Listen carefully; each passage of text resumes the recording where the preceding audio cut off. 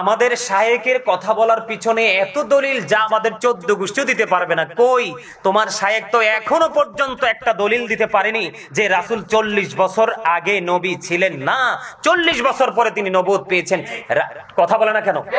একটা দলিল কি দিছে? ওই বক্তাই কিন্তু, আমি কিন্তু মুখ খুলিনি, আমি কারো সমালোচনা করার অভ্যাস আমার নেই, আমি আমার গতিতে চলি, আমি মানুষের কাছে হেদায়াত দিন পৌঁছে দেওয়ার চেষ্টা করি। আজকে আমি নামটা বলতে বাধ্য, কারণ আমার দেয়ালে পিঠ থেকে গেছে, আর সহ্য হচ্ছে না, শুইলে বইলে চোখে ঘুম আসে না যে কি শুরু হচ্ছে।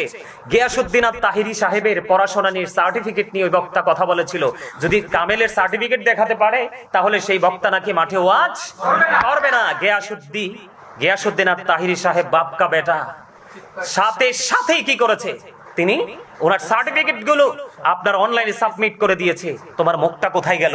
তুমি তো কথা দিয়ে কথা রাখোনি। তোমরা হচ্ছে সেই ধরনের আলেম, তোমরা হচ্ছে সেই ধরনের মৌলবী, তোমরা মাঠে নেমেছো পৃথিবীর অর্থ কুড়ানোর জন্য, আর সাধারণ মানুষের মন কিভাবে জয় করা যাবে সেই রাস্তা খুঁজে খুঁজে অর্থের পাহাড় গড়ার জন্য। আবার মানে কি বলবো, এই যে এত বড় একটা ঈমান হরণকারী বক্তব্য দেওয়ার পরে ওনার যে সফর সঙ্গীরা, ওনার যে সহচর যারা আছে, ওরা এটাকে বৈধ করার জন্য বিভিন্ন ধরনের তালবাহানা করতেছে। উনি মানবিক মানুষ, উনি দানবীর মানুষ, অনেক খেদমত হচ্ছে। আমরা করি না খেদমত? কই আমাদের পিছনে পিছনে তো আমরা ক্যামেরা নিয়ে দৌড়াই না। এই আমি কি মানবিক কাজ, আমি গাজী সুলাইমান কি করি না? অসংখ্য মানুষকে, অসংখ্য পরিবারকে আমি পানি খাওয়ার জন্য আমি অদম গুনাহগার টিউবওয়েল বসিয়ে দিয়েছি। এটা কি উত্তম মানবিক কাজ হতে পারে না? কথা বলে না, কাজ হতে পারে না? হ্যাঁ, আরো অসংখ্য কাজ, এগুলো মানুষের কাছে প্রকাশ করতে চাই না। আজকে বললাম যে তোমরা যতই মানবিকতার গল্প শোনাও কেন, আল্লাহ রাব্বুল আলামিন যাদেরকে ঈমান দিয়েছে, যাদেরকে বিবেক দিয়েছে, বিবেক নামক নূর দিয়েছে, তোমরা কিন্তু তাদের ছবল থেকে বাঁচতে পারবা না। এত বড় অন্যায় করেছো যেটা অন্য মানুষ বিশ্বাস করবে, তাদের ঈমান পর্যন্ত চলে যাবে। কি হবে? ঈমান চলে যাবে, তাদের ঈমান চলে যাবে। এই জন্য আজকে আমার বক্তব্য হচ্ছে সাধারণ মানুষের ঈমান বাঁচানোর লড়াই এবং তাদেরকে বয়কট করার লড়াই। কারণ তাদের বক্তব্য বিশ্বাস করা যাবে না, তাদের বক্তব্য শোনা যাবে না। তাদের প্রত্যেকটা বক্তব্য কোরআন হাদিস বিরোধী। কি বিরোধী? কোরআন হাদিস বিরোধী। আমি যদি বলি কেমন কোরআন হাদিস বিরোধী, উনি কিছুদিন আগে একটা বয়ান দিয়েছে মদের। কিসের? মদ খেয়ে নাকি যদি মাতাল না হয় নামাজ পড়তে পারবে। এই তথাকথিত শায়েক বেশি বুজুর্গ নাকি ইমাম আজম আবু হানিফা রাহমাতুল্লাহি আলাইহি বুজুর্গ? ইমাম আজম আবু হানিফা রাহমাতুল্লাহি আলাইহি বলেছেন, তোমরা যদি কাউকে মদ পান করতে দেখো তোমরা তাকে 80টা দৌড়া মারো। নাউজুবিল্লাহ বলে না? এই তথাকথিত শায়েক বড় নাকি আমাদের চতুর্থ খলিফা হযরতে আলী রাদিয়াল্লাহু তাআলা আনহু বড়।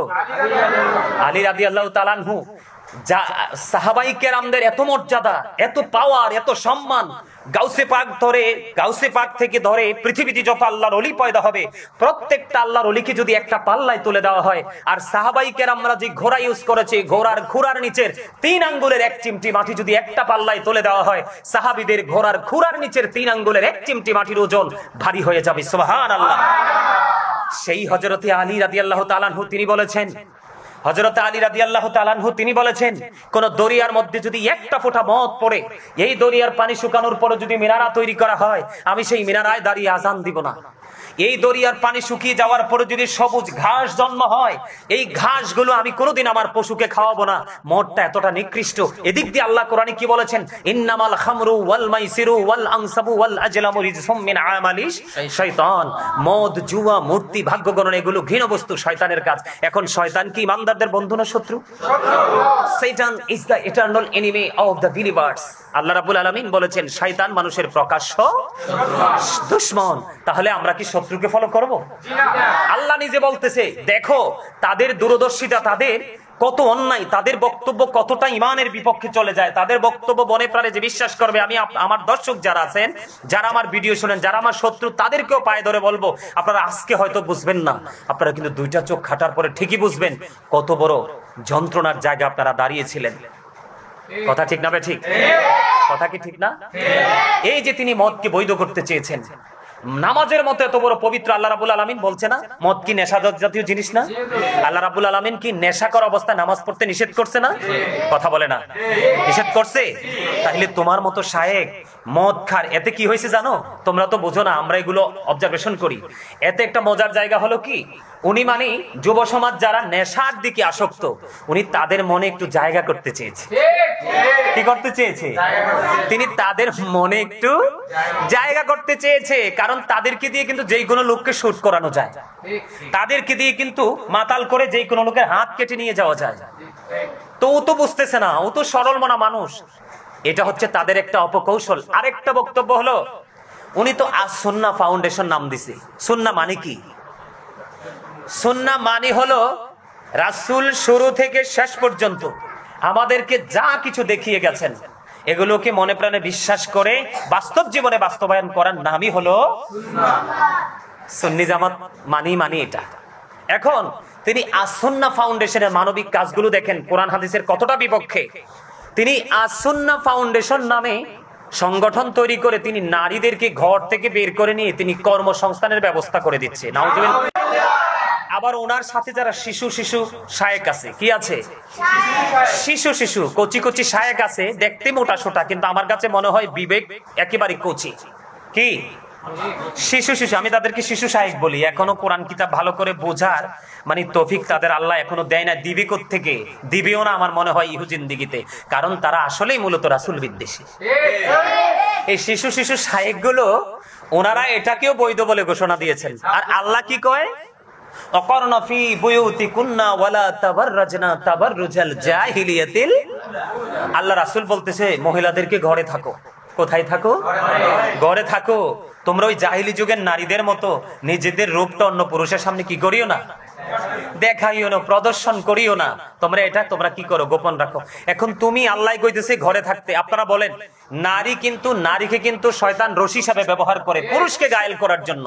আজকে ঘরে বলেন, বাইরে বলেন, রাস্তায় বলেন, দোকানে বলেন, সমাজে বলেন, দেশে বলেন, যেই কোনো জায়গায় বলেন, নারীর খপ্পরে পরেই কিন্তু মানুষ কোনো না কোনো জায়গায় গিয়ে কিন্তু ধ্বংস। আপনারা অনলাইন মিডিয়াগুলো খুঁজে দেখেন, নারীর খপ্পরে কিন্তু অনেক পুরুষের জীবন ধ্বংস হয়ে গেছে, অনেক পরিবারের জীবন ধ্বংস হয়ে গেছে। নারীকে শয়তান রশি হিসাবে ব্যবহার করে। হাদিস শরীফের মধ্যে এসেছে নারী হচ্ছে গোপনীয় জীব, তোমরা কোথায় থাকো? ঘরে থাকো। নারীরা যখন ঘর থেকে বের হয়, শয়তান তাদেরকে দেখলে উকিঝুঁকি দেয়। এখন তিনি নারীদেরকে আস-সুন্নাহ ফাউন্ডেশনের নামে নারীদেরকে ঘরে বের করে এনে তিনি কি করতেছেন? কর্মের ব্যবস্থা করতেছেন। এটা কি কোরআনের বিপক্ষে না? কথা বলে না কেন? এটা কি কোরআন হাদিসের এগেইনস্টে যায় না? আজকে যদি সাধারণ কোনো মানুষ যদি বলতো তাহলে এটা আমরা মেনে নিতাম, কিন্তু আপনি তো অনেক বড় বুজুর্গ, অনেক বড় শায়েখ। কথা কয় না? নাকি ভুল বললাম? হ্যাঁ, তাদের অন্যায়ের শেষ নাই, যেই অন্যায় মানুষের ঈমান এবং আমল দুটোকে ধ্বংস করে দেয়। এই মিয়া, আমি আজকেও আসার সময় কিতাব দেখে আসছি।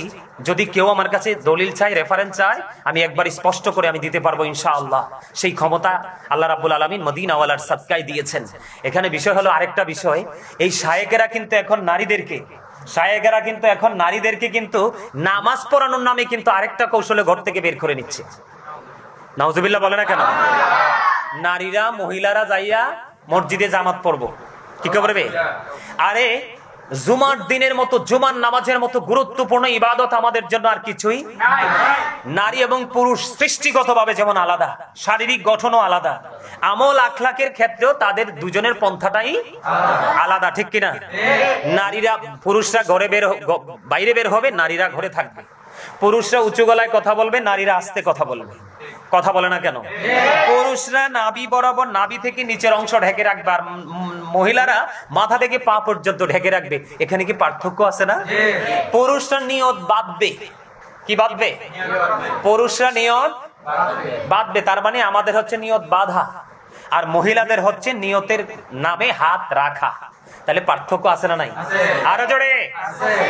আল্লাহ রাসূল বলেছে ঈদের নামাজ, জুমার নামাজ যেহেতু তাদের উপর ওয়াজিব নয়, তাহলে তাদের কোন জামাতের উসিলায় বের হওয়া তাদের জন্য জায়েজ নয়। আব্দুল্লাহ ইবনে মাসউদ রাদিয়াল্লাহু তাআলা আনহু, তিনি ওনার জামানায় তিনি একদিন দেখলেন এক মহিলা জুমার দিনে মসজিদে ঢুকে পড়েছে। তখন আব্দুল্লাহ ইবনে মাসউদ রাদিয়াল্লাহু তাআলা আনহু তিনি সঙ্গে সঙ্গে ওই মহিলাকে ঘর থেকে, মসজিদ থেকে বের করে দিয়ে তিনি সঙ্গে সঙ্গে বলেছেন যে তোমার জন্য এই মসজিদ থেকে উত্তম হলো তোমার ঘরের অভ্যন্তর। সুবহানাল্লাহ বলে না? একজন নারী তার ঘরের বারান্দায় নামাজ পড়ার চাইতে উত্তম হলো তার ঘরের অভ্যন্তর। তার মানে তুমি বারান্দাও নামাজ পড়তে পারবা না, এটার চাইতে উত্তম হলো তোমার পার্সোনাল যে রুম, সেই রুমে নামাজ পড়া।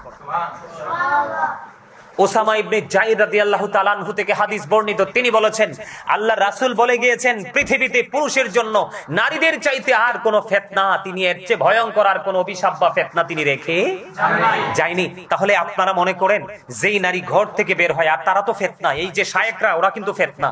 আমি যদি বলি বলবে আমি বড় কথা বলি বা আমি অহংকার করি। এই যে আমেরিকা থেকে, লন্ডন থেকে, পৃথিবীর বিভিন্ন দেশ থেকে, ইটালি থেকে, বাংলাদেশের বিভিন্ন জেলা থেকে হুজুর এই বিষয়ে কথা বলেন, হুজুর এই বিষয়ে কথা বলেন। অলরেডি আমি মহিলারা জামাত পড়তে পারবে কিনা, মহিলারা বাহিরে নামাজ পড়ার চাইতে তার ঘরে নামাজ পড়া 25 গুণ বেশি সওয়াব। আর জোরে আরেকটা মজার হাদিস, হযরত উম্মে হুমায়দ রাদিয়াল্লাহু তাআলা আনহা তিনি বলতেছেন, ইয়া রাসূলুল্লাহ, আমি আপনার পিছনে নামাজ পড়তে খুব পছন্দ করি। রাসূল সঙ্গে সঙ্গে বললেন, আমি জানি তুমি আমার সাথে নামাজ পড়তে খুব পছন্দ করো, কিন্তু তোমার আমার সাথে নামাজ পড়ার চাইতে উত্তম হলো তোমার ঘরে নামাজ পড়া। তাহলে আপনারা বলেন এই সৃষ্টি জগতের মধ্যে আমার রাসূলের চাইতে দামি কে আছে? আমার রাসূলের চাইতে দামি সৃষ্টি জগতে আর কি কোন সৃষ্টি আছে? কেউ নেই। আমার রাসূল বলে তুমি আমার সাথে নামাজ পড়ো না, তুমি তোমার ঘরের অভ্যন্তরে চলে যাও। ওদের কত বড় স্পর্ধা, ওরা নারীদেরকে বলে, আমি আমার মা বোনদেরকে বিনীত অনুরোধ করব, আপনারা হচ্ছেন ফুল। ফুল কিন্তু গাছে এবং ফুলদানিতে মানায়, অন্য কোথাও কিন্তু ফুল সুন্দর নয়। কথা কি ঠিক না ঠিক? আমার কথা কি ঠিক আছে? হাদিস শরীফের মধ্যে আমি বলবো নারীরা হচ্ছে কি, আমি বলি নারীরা হচ্ছে ফুল, কারণ এখান থেকে কি আসে? পরবর্তী প্রজন্ম আসে, আসে না? আসে। আমি আমার মা বোনদেরকে বলবো, এই তথাকথিত শায়েকদের কথা শুনে মসজিদে যাবেন না। আজকে নারীরা ধর্ষিত হচ্ছে, নারীরা আজকে লাঞ্ছিত হচ্ছে, নারীদের শ্লীলতাহানি হচ্ছে শুধু একটা মাত্র কারণ, তারা বেপরদাশীল ভাবে সময় অসময়ে তারা ঘর থেকে বের হওয়ার কারণে। নারীরা যে যে রমজান মাসে আমাদের বাসা থেকে, আমাদের বাসা তো 5 তালাতে, বারান্দা দিয়ে আমার মা আমাকে একদিন বলতেছে, বাবা তুমি একদিন দেখো তো এই রাস্তা দিয়ে কিভাবে মহিলা দলে দলে নামাজ পড়তে যায়। পরে আমি আমার মাকে কিতাব খুলে দেখালাম। তো এই জন্য আমি বলছি তারা কিন্তু এই ধরনের গোলামি করছে, এই ধরনের মানবিক কাজ করছে। আরো বলতে পারবো তাদের বিরুদ্ধে।